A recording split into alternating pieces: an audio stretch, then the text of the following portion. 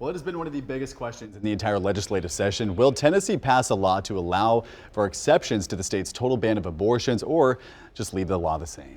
Today, lawmakers made a major decision on that question. Let's bring in our Capitol Hill reporter, Chris Davis. Chris, what did they decide?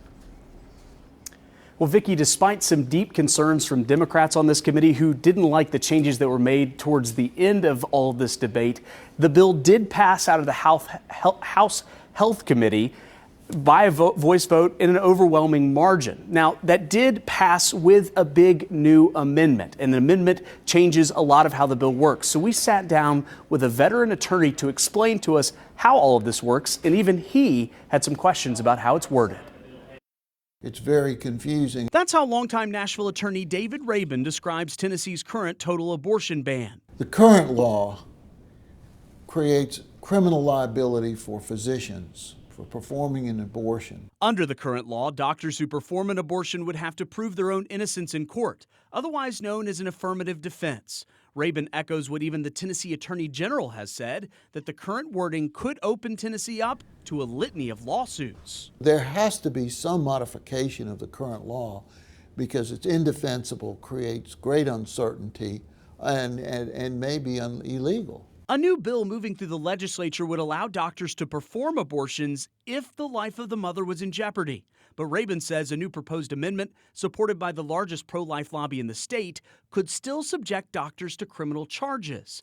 The amendment creates what's called an objective standard, which says a doctor is protected as long as they're acting as any other reasonable doctor would. So then the physician could say, I'll bring in other experts in the area, and then the state could bring in their experts, and they would have a battle of experts of whether it was reasonable or not. Rabin argues the amendment would make the current total ban a little less confusing, but it still puts Tennessee doctors in a difficult position. I think the message here is you perform an abortion at your peril. You run the risk of being prosecuted. And if you do, I think the answer there is you want to make sure that you have as much documentation, that you consult with other physicians, because the test here and now apparently is reasonable medical judgment.